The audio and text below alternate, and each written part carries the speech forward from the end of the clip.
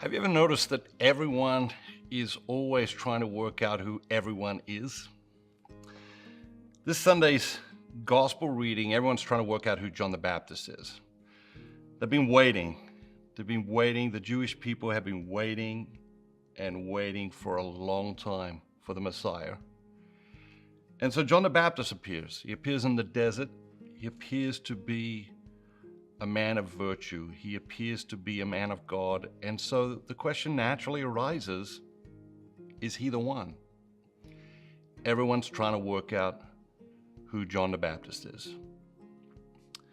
We spend a lot of time trying to work out who other people are, and nowhere near enough time trying to work out who we are.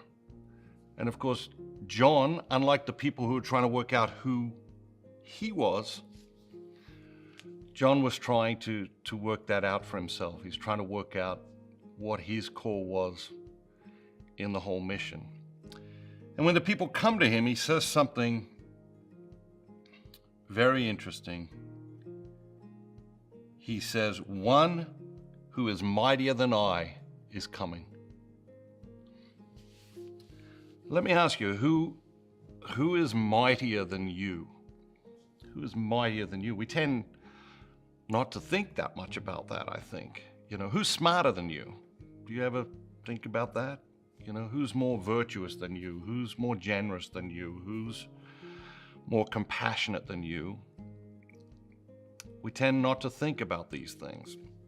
The reason is because most of the time we think we're above average. 80% of drivers believe they're above average. Now, statistically, that obviously is impossible, but 80% of drivers believe they're above average. And in many, many pursuits in our lives, we tend to think of ourselves as above average. And we tend not to look at the opportunity ahead of us to grow, to change, to develop, to become more of who God has created us to be.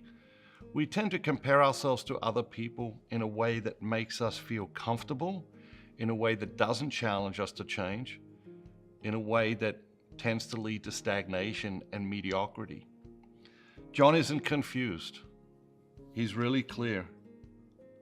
One who is mightier than I is coming.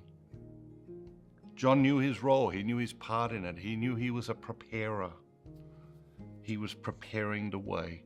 He knew he wasn't the main attraction, and he was okay with that.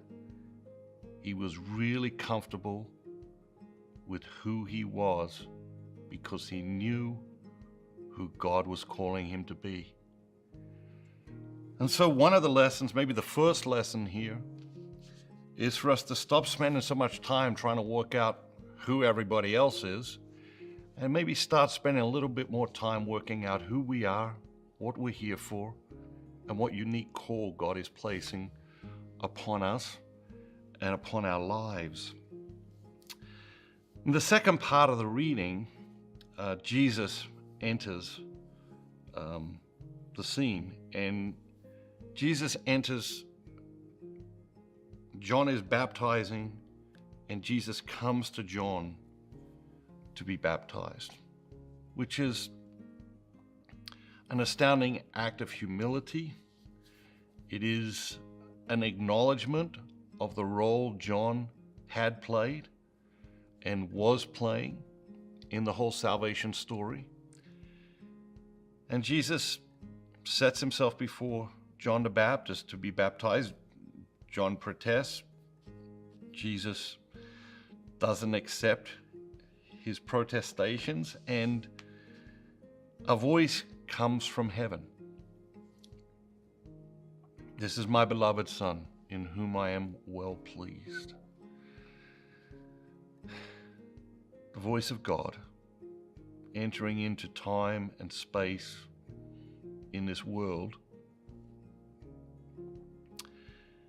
"This is my beloved Son, in whom I am well pleased." And I think the question we have to ask ourselves there is, what is it about you that God is well pleased with? What is it about your life that God is well pleased with? What is it about you and your life, me and my life, that God is not pleased with? And are we willing to to probe these deeper questions?